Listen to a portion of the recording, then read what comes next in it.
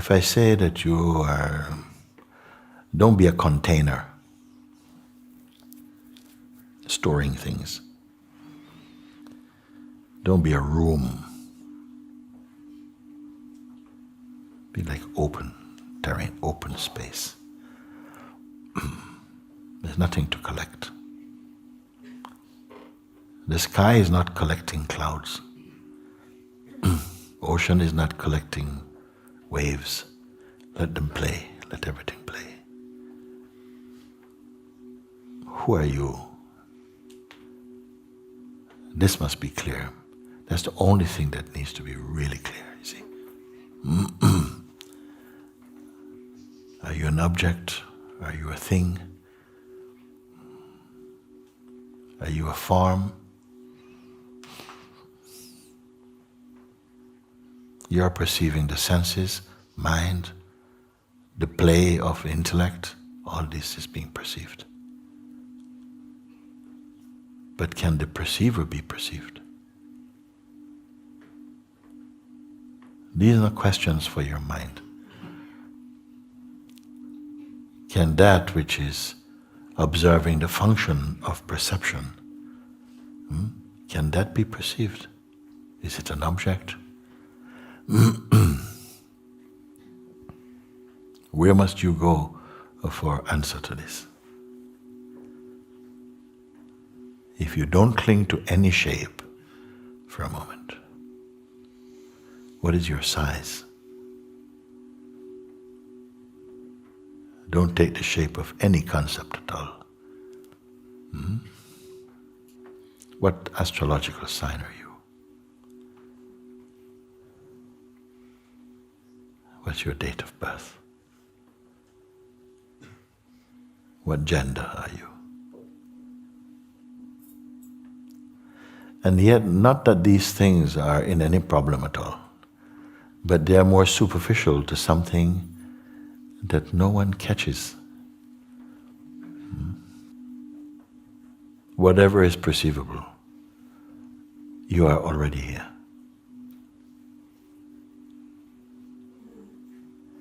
If you hold on to the form, then you'll pick up the limitations of that form. And this natural conviction, this natural knowing, it will feel like some abstract knowledge. Why say, don't cling to any form? Does it hurt you? You do this now, like this. What is here? If everything was taken, if everything that you associate with yourself was removed for a moment, even just for a few minutes, everything, anything you can think of, imagine from any zone of time, was wiped aside like this. Can anyone remove the awareness? Can you be lost?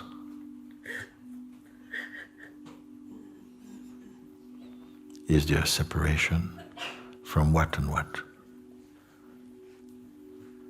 And is just merely a game of imagining? So like this I say, in order to come to the quintessence of your own being, thereafter, after this, then you may invite the world back.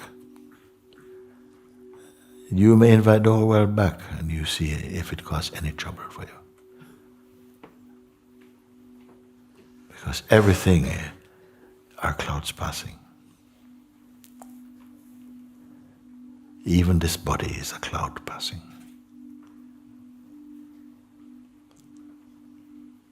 No, there's nothing wrong with clouds. And enjoy. Some will pass very slowly, others fast. But the important thing is that all of them, fast or slow, are recognized or witnessable by you. Even our desires, which are we are so attached often to some projection, some desire, is also cloud passing. Does it hurt to hear that? Unexpectedly, knowing this, one moves very beautifully in life. unexpectedly, love is present, and joy and peace, which are hidden by the personal standpoint of personhood. Because the person always wants something, always lacking something, always needing something. And being somehow too deeply treasured, you miss your beauty. Peace is your beauty. Love is your beauty. It is your environment, your atmosphere, your climate, your perfume, and joy, a lightness, a spontaneity, openness,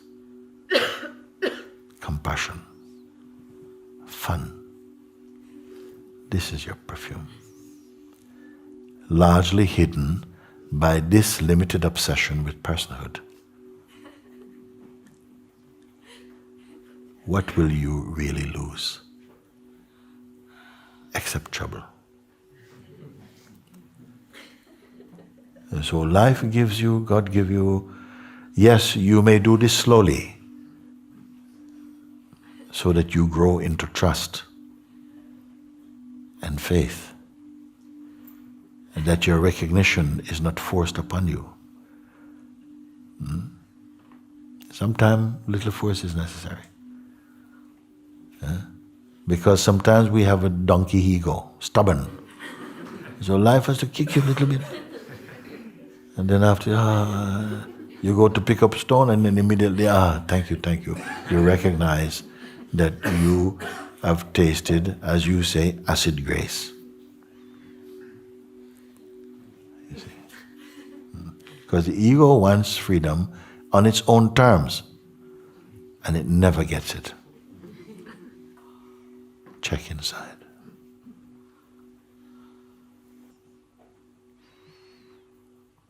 Are you empty or full or indescribable? There was never a time when you, as pure awareness, were not. Nor will there ever be. But the person keeps changing even in one lifetime. Your shape you cannot keep. In daily life, we will encounter some things you must negotiate, must use your power of discernment, of discrimination. All these things must be active in the dynamic expression of consciousness. And that is fine. But it is most fine when you have come to display something.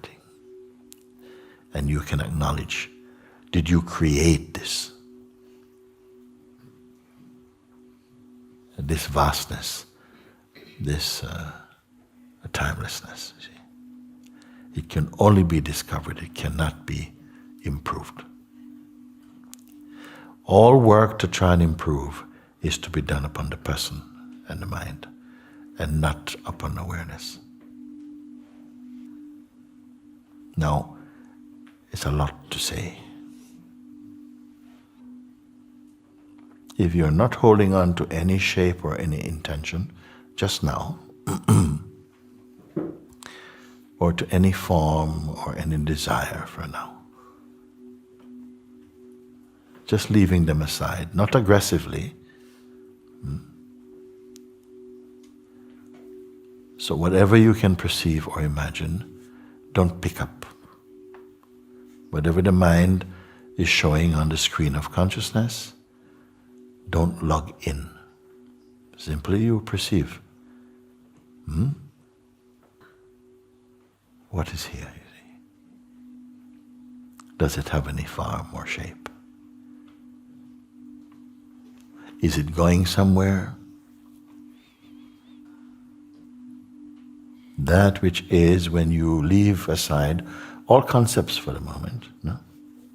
What remain? Did anybody put it there? Is it a journey?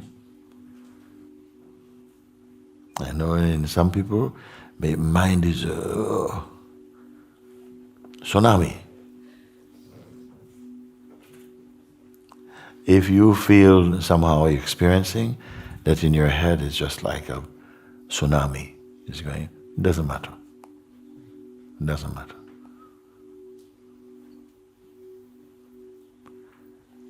That also will pass. And it will be weakness to pass. And if it is witnessable that it will pass, then it cannot be you. It's just looking for attention. The mind is just seeking attention. Make no effort now. What is here by itself? Does it even have a name, you see? Is it an object of creation? Can it fade? Is it an experience? When you can confirm these things, you will not have to work for peace. You will not have to create or do any exercise to find love or joy. Spontaneously it will come. Spontaneously it will manifest. All that is beautiful and pure of consciousness is already in you. But as long as we remain fascinated with the ego, identity and personhood, it will appear that these don't exist.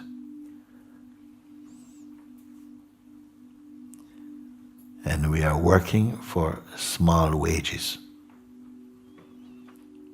Now, I don't want to say anything anymore now.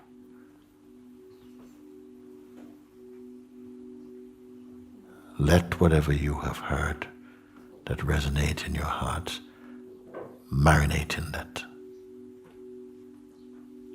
Be grateful to the recognition of your own silence, your own self.